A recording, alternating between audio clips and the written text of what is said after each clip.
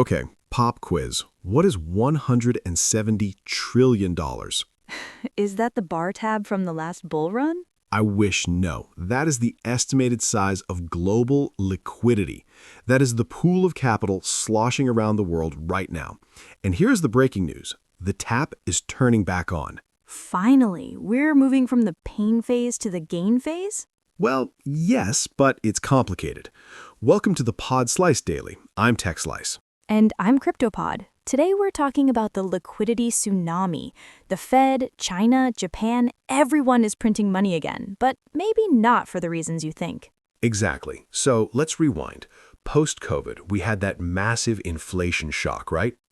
Don't remind me. But it was weird inflation. It wasn't just people buying stuff. It was supply shocks, lockdowns, and the U.S. money supply, M2, grew by $7 trillion in 2 years. 7 trillion. That is a lot of cheddar. Right, so the Fed had to slam on the brakes. That was the tightening cycle. But now, we're seeing a pivot, a major pivot, and it's coming from 3 different directions. The holy trinity of liquidity. Break it down for me. Who's doing what? Okay, first up, the Fed. They cut rates in September, 50 basis points. The Powell put is back, baby. Hold on. It's not just the rate cut, it's Treasury QE. Basically, the U.S. Treasury is issuing a ton of short-term bills to keep the plumbing working. They need to keep bank reserves above $3 trillion. Okay, so the U.S. is lubricating the gears. What about the East? China is pulling out the big guns. They are fighting deflation, so they're doing a double-barreled stimulus.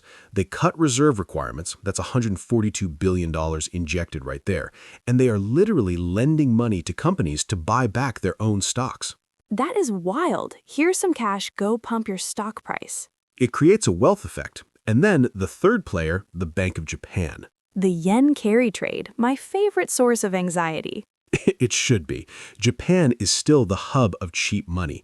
They keep rates super low. People borrow in yen and buy assets everywhere else. It's the leverage engine of the world.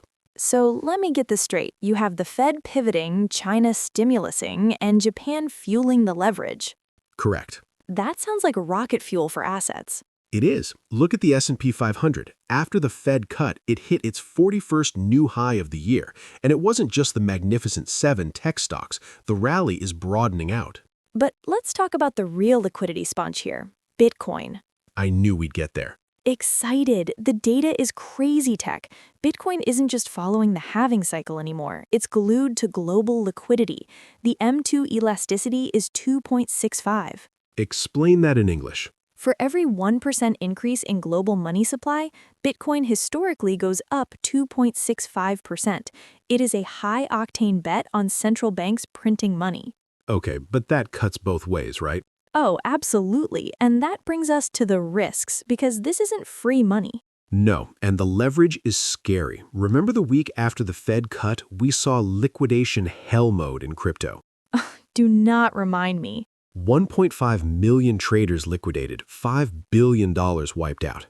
That's the danger. When everyone is leveraged to the gills expecting a pump, a tiny move can trigger a cascade. And there's another risk, decoupling. What's that? It's when the money printer goes burr, but asset prices don't go up. That means the money is fleeing to safety. Money markets, gold, defensive stuff. If M2 rises and your stocks don't, run.